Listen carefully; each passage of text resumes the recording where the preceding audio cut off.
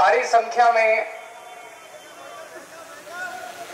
कोने कोने से आए हुए सभी भाइयों, बहनों, माताओं, बुजुर्गों, बच्चों, आप सब लोगों को मेरा नमस्कार, सबको मेरा प्रणाम, जय जोहार। इतनी धूप में आप इतनी देर से बैठे हुए हैं, हमारी बातचीत सुनने के लिए आप सब लोगों का दिल से मैं आभार व्यक्त करता हूं। दोस्तों, मैं दिल्ली से आया हूं। मेरे साथ पंजाब के मुख्यमंत्री भगवंत मान साहब आए हैं। हम अपना सारा कामकाज छोड़ के आज आप लोगों से मिलने आए हैं और कल हम जेल में चेतर वसावा से मिलने के लिए जाएंगे।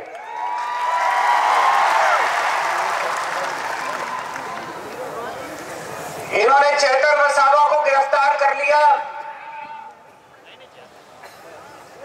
आपके बेटे को गिरफ्तार कर लिया, आदिवासी समाज के नेता को गिरफ्तार कर लिया। चेतर वसावा हमारे छोटे भाई जैसा है। आम आदमी पार्टी हमारा एक परिवार है और चेतर वसावा हमारा छोटा भाई है। लेकिन सबसे ज्यादा दुख की बात मुझे इस बात से हुई कि चेतर वसावा की धर्मपत्नी को भी इन्होंने गिरफ्तार कर लिया, शकुंतला बेन को भी इन्होंने गिरफ्तार कर लिया। शकुंतला बेन चेतर वसावा की धर्मपत्नी है, लेकिन वो हमारे समाज की बहू है। इन्होंने हमारे समाज की बहू को भी गिरफ्तार कर लिया। ये पूरे आदिवासी समाज के लिए अपमान की बात है। मैं आपसे पूछना चाहता हूं, इस अपमान का बदला लोगे कि नहीं लोगे? पुराने जमाने में हमने देखा डाकू हुआ करते थे। उन डाकुओं का भी ईमान धर्म होता था। किसी गांव में डाका मारने जाते थे, उस गांव की बहू बेटियों को नहीं छेड़ते थे। ये बीजेपी वाले तो डाकुओं से भी बदतर हैं। इन्होंने हमारी बहू को भी गिरफ्तार कर लिया। इन्होंने पूरे आदिवासी समाज का अपमान किया है। चुप तो नहीं बैठोगे? बदला लेना है। चेतर वसावा आदिवासी समाज का एक उभरता हुआ युवा नेता है। बीजेपी उसको कुचलना चाहती है। बीजेपी पूरे आदिवासी समाज को संदेश देना चाहती है कि अगर किसी युवा ने आंख उठा के देखी, अगर किसी युवा ने दोबारा उठा के देखा, तो उसको भी हम कुचल देंगे। इस बारे में चुप नहीं बैठना। अगर हम चुप बैठ गए तो बीजेपी के हौसले बुलंद हो जाएंगे। बीजेपी को डर लगता है कि अगर चेतर वसावा आगे बढ़ गया तो ये आदिवासियों के हक की बात करने लगेगा, आदिवासियों को हक दिलाना चालू करेगा। ये जितनी बातें अभी वर्षा बहन ने पढ़ के सुनाई, जो उन्होंने चिट्ठी में लिखी है चेतर वसावा ने, जितनी बातें लिखी है, स्कूल की बात लिखी है, अस्पताल की बात लिखी है, जल जंगल जमीन की बात लिखी है, रोजगार की बात लिखी है, जमीन हड़पने की बात लिखी है, फॉरेस्ट डिपार्टमेंट की बात लिखी है। 30 साल से बीजेपी का राज है। बीजेपी ने अभी तक क्यों नहीं किया? अगर बीजेपी कर देती तो आदिवासी समाज को चेतर वसावा की जरूरत नहीं थी। बीजेपी ने नहीं किया, इसीलिए चेतर वसावा को इनके लिए आवाज उठानी पड़ी। दोस्तों, बीजेपी आदिवासी समाज के खिलाफ है। बीजेपी आदिवासी समाज से नफरत करती है। बीजेपी आदिवासी समाज से शुरू से उनके खिलाफ है। मैं आपसे पूछना चाहता हूं, 30 साल से बीजेपी का राज है गुजरात में। आज यहां इतने आदिवासी गांवों से लोग आए हुए हैं, हजारों लाखों लोग आए हुए हैं। 30 साल में बीजेपी ने आपके गांव में कुछ किया? कोई सड़क बनवाई, कोई स्कूल बनवाया, कोई अस्पताल बनवाया, किसी को नौकरी दी? कुछ नहीं किया बीजेपी ने 30 साल के अंदर, कुछ नहीं किया। और 30 साल वोट दे दो बीजेपी को, कुछ नहीं करने वाली, बेड़ा गर्क कर देगी आदिवासी समाज का ये बीजेपी। चेतन वसावा का क्या कसूर है? क्यों उसको जेल में डाला इन्होंने? क्योंकि चेतन वसावा गरीबों और मजदूर आदिवासी लोगों को उनका हक दिला रहा था। जब फॉरेस्ट डिपार्टमेंट वाले आपकी जमीनें हड़पने के लिए आते हैं तो चेतन वसावा बीच में खड़ा होकर आपकी रक्षा करता है, आपकी जमीन की रक्षा करता है। जब फॉरेस्ट डिपार्टमेंट वाले आपके ऊपर फर्जी एफआईआर करते हैं तब चेतन वसावा पुलिस वालों से आपके लिए लड़ता है। जब आपके स्कूल नहीं बनते, मुझे बताया गया कई स्कूल ऐसे हैं जिसमें एक भी टीचर नहीं है, कई स्कूल ऐसे हैं जिसमें एक टीचर है। चेतन वसावा अपने लिए लड़ाई नहीं लड़ रहा, चेतन वसावा आपके बच्चों की लड़ाई लड़ रहा है। अभी उन्होंने चिट्ठी में लिखा कितने सरकारी अस्पताल है, मुझे पता चला यहाँ के सिविल अस्पताल को प्राइवेट कर रहे हैं, किसी बड़े साहूकार को अस्पताल दे रहे हैं। अगर हमारे गरीब, हमारे घर में कोई बीमार हो जाएगा, हम कहां जाएंगे? वो अमीर आदमी, प्राइवेट आदमी तो पैसे लेगा, बड़े बड़े पैसे लेगा। दिल्ली के अंदर हमने सारे सरकारी अस्पताल शानदार बना दिए। दिल्ली के अंदर अब गरीब हो चाहे अमीर हो, सबका इलाज मुफ्त कर दिया। यही गुजरात में होना चाहिए कि नहीं होना चाहिए? इसी के लिए तो लड़ रहा है चेतन वसावा।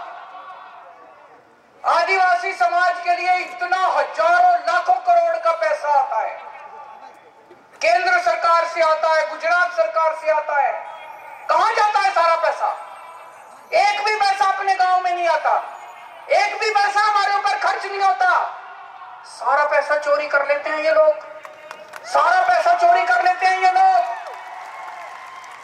इसी के खिलाफ चेतन वसावा लड़ाई लड़ रहा है, इसी के खिलाफ चेतन वसावा आवाज उठा रहा है। इसलिए उन्होंने उसको पकड़ के जेल में डाल दिया कि अगर ये ज्यादा बोलेगा तो हमारी लूट, हमारा डाका बंद हो जाएगा दोस्त। इसीलिए उन्होंने उसको जेल में डाला। ये कसूर है चेतन वसावा अपने लिए लड़ रहा, चेतन वसावा अपने लिए नौकरी नहीं मांग रहा, चेतन वसावा अपने बच्चों के लिए नौकरी नहीं मांग रहा, चेतन वसावा आदिवासी समाज के एक आदमी के लिए लड़ रहा है दोस्त। आज पूरे गुजरात में अगर बीजेपी एक आदमी से डरती है तो उसका नाम है चेतन वसावा। मैं बीजेपी को कहना चाहता हूं, बीजेपी वालों, आने वाले समय में चेतन वसावा तुम्हारा काल बन के निकलेगा, तुम्हारा सत्यानाश करेगा बीजेपी का चेतन वसावा जिस दिन बाहर आएगा।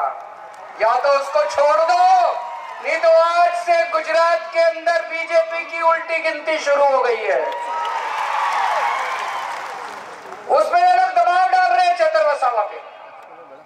मुझे संदेश आया था चेतन वसावा का, उसमें दबाव डाल रहे हैं बीजेपी में शामिल हो जाओ, तुमको मंत्री बना देंगे, बीजेपी में शामिल हो जाओ, तुमको करोड़ों रुपया देंगे, आम आदमी पार्टी छोड़ दो।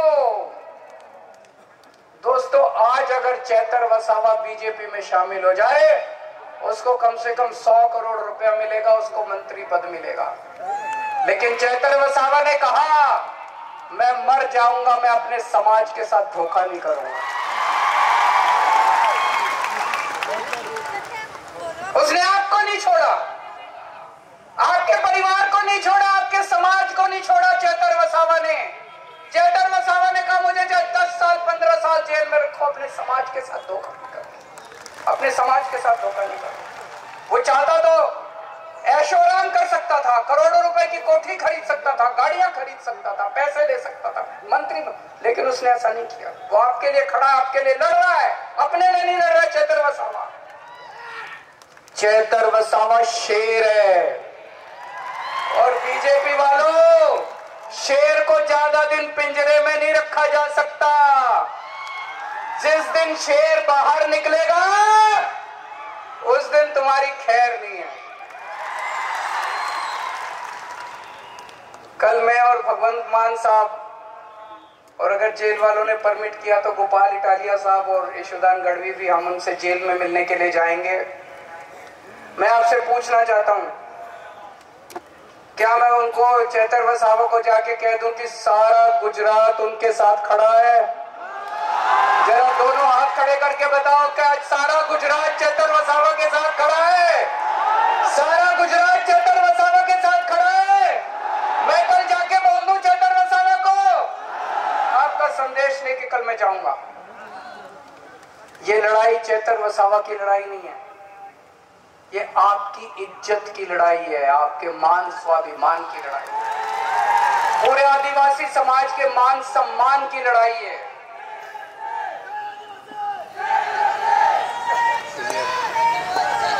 अगर आज आप चुप रहे, अगर आज आप चुप रहे, अगर आज आप बैठे रहे, तो ये बीजेपी वालों के हौसले बुलंद हो जाएंगे। कल अगर कोई भी युवा आदिवासी समाज से खड़ा होगा तो उसको कुचल दिया जाएगा। हमें चुप नहीं रहना, उठो, खड़े हो जाओ सब लोग। और आज हम लोगों को ये बीजेपी को संदेश देना है कि अब इनके अत्याचार नहीं चलेगा, अब इनका अपमान नहीं चलेगा। ये अपमान हम सहने वाले नहीं है दोस्तों।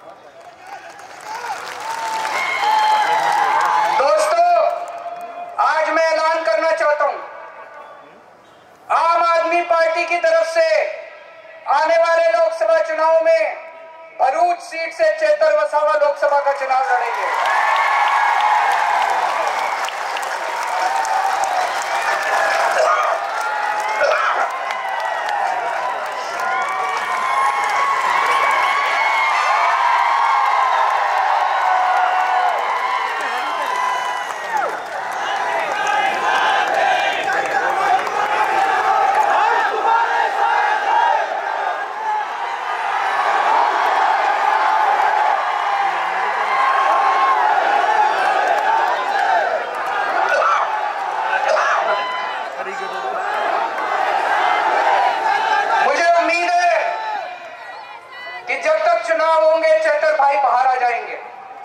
हमने उन्हें बाहर लाने के लिए बड़े बड़े देश के जो सबसे बड़े वकील हैं, देश के जो सबसे महंगे वकील हैं, बड़े से बड़े वकील आम आदमी पार्टी ने चेतर भाई और शकुंतला बहन के लिए किए। मेरे ख्याल से 20 तारीख को शकुंतला बहन की बेल एप्लीकेशन सुप्रीम कोर्ट में लगी है। मैं भगवान से प्रार्थना करता हूं कि 20 तारीख को शकुंतला बहन को बेल मिल जानी चाहिए। उसके बाद हम जल्दी से जल्दी कोशिश करके चेतर भाई को भी बाहर निकालने की कोशिश करेंगे। लेकिन अगर इन्होंने षड्यंत्र रच के चेतर भाई को लोकसभा चुनाव के पहले बाहर नहीं आने दिया तो उनको जिताने की आपकी जिम्मेदारी है। चुनाव आपको लड़ना पड़ेगा, लड़ोगे? चेतर भाई की फोटो लेके घर घर जाना पड़ेगा, लड़ोगे? बीजेपी की यहां से जमानत जब्त होनी चाहिए, लड़ोगे? ये चुनाव आपको लड़ना पड़ेगा। ये चुनाव आप चेतर भाई के लिए नहीं लड़ रहे, ये आप अपने परिवार के लिए, अपने भविष्य के लिए, अपने समाज के भविष्य के लिए चुनाव लड़ रहे हो। तो चाहे वो जेल में रहे, चाहे वो बाहर रहे, हमें चेतर भाई को दिल्ली में लोकसभा में भेजना है। अभी चेतर भाई की आवाज यहां से गूंजती है, अब चेतर भाई की आवाज दिल्ली से पूरे देश के अंदर गूंजेगी दोस्तों। कल हम जाएंगे चेतर भाई से मिलने के लिए और मैं पूरी उम्मीद करता हूं वो जल्द से जल्द बाहर आएंगे। और बीजेपी के उल्टी गिनती शुरू हो चुकी है। कहते हैं ना, जब पाप का घड़ा भर जाता है, गीता में भी लिखा है कि जब पाप का घड़ा भर जाता है तो फिर ऊपर वाला अपनी झाड़ू चलाता है। ऊपर वाले ने झाड़ू चलानी शुरू कर दी है। लास्ट में मैं एक नारा बोलूंगा, एक नारा लगाएंगे। मैं बोलूंगा जेल के ताले टूटेंगे, आप बोलना चेतर वसावा छूटेंगे। जेल के ताले टूटेंगे, जेल के ताले टूटेंगे, जेल के ताले टूटेंगे। રાષ્ટ્રગીત માટે પોતપોતાના જગ્યા પર ઊભા થઈ જઈએ આપણે. જન ગણ મન અધિનાયક જય હે.